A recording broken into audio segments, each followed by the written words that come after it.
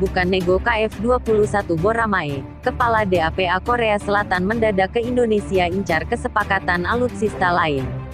KF-21 Boramae Indonesia dan Korea Selatan sedang dalam fase uji coba darat.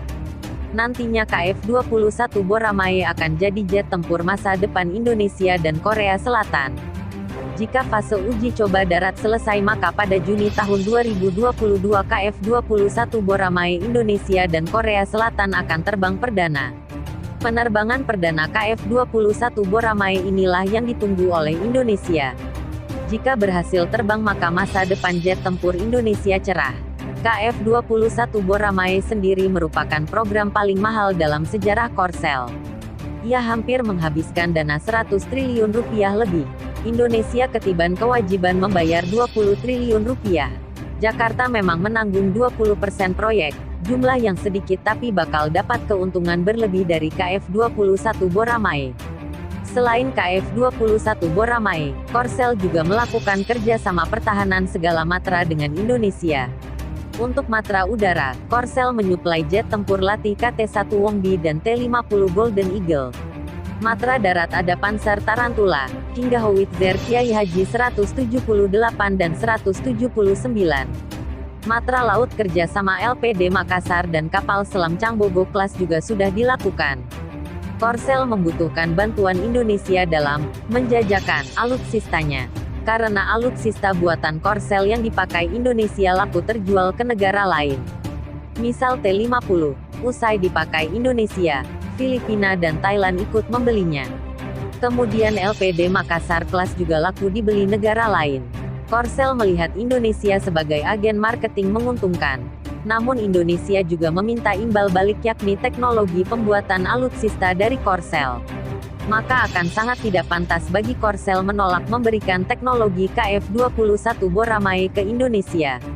Karena beberapa kesepakatan di ataslah Kepala Administrasi Program Akuisisi Pertahanan, DAPA, Korsel Kang Eng-ho mendadak hendak datang ke Indonesia.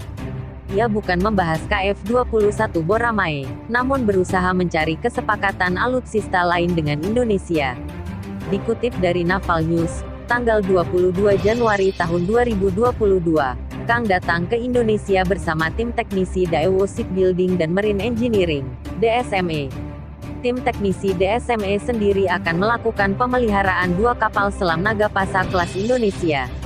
Setali 3 uang, saat melakukan perawatan, Kang akan berusaha menawari Indonesia kapal selam baru alias Changbogo Batch 2. Teknisi akan didampingi oleh Kang Eng-ho, Kepala Administrasi Program Akuisisi Pertahanan, DAPA, yang akan berusaha untuk mencapai penyelesaian pada kesepakatan 0,97 miliar dolar Amerika Serikat untuk 3 kapal selam kelas yang bogo tambahan, jelas Naval News. Pasalnya Korsel masih berharap Indonesia melanjutkan Changbogo. Kesepakatan, yang ditandatangani pada 2019, saat ini dalam ketidakpastian dengan pemerintah Indonesia menolak untuk melakukan pembayaran awal sebesar 180 juta dolar Amerika Serikat yang diperlukan untuk memulai proses pengiriman, papar Naval News. Indonesia memang nampaknya tak minat lagi membuat Changbogo Batch 2. Menhan Prabowo Subianto kelihatannya lebih tertarik dengan kapal selam jenis baru macam Skorpene atau U-214 dalam diri Reis kelas Turki. Kang mengakui jika kesepakatan senjata dengan Indonesia saat ini tak akan mudah sebab Menhan Prabowo sangat jeli dalam memilih alutsista. Semuanya terbuka tetapi menyelesaikan kesepakatan atau menandatangani yang baru untuk lebih banyak kapal selam atau kapal permukaan tidak akan mudah di bawah menteri saat ini. Ini sama tidak hanya untuk DSME, tetapi juga untuk Fincantieri dan Naval Group, kata seorang sumber yang mengetahui situasi tersebut kepada Naval News. Tapi Korsel dengan iming-iming hibah Pohang Class merasa yakin Indonesia akan mengambil lagi Changbogo Class. Kini tinggal bagaimana DAPA Korea Selatan menjadikan KF-21 Boramae dan merayu Indonesia agar melanjutkan Changbogo Batch 2.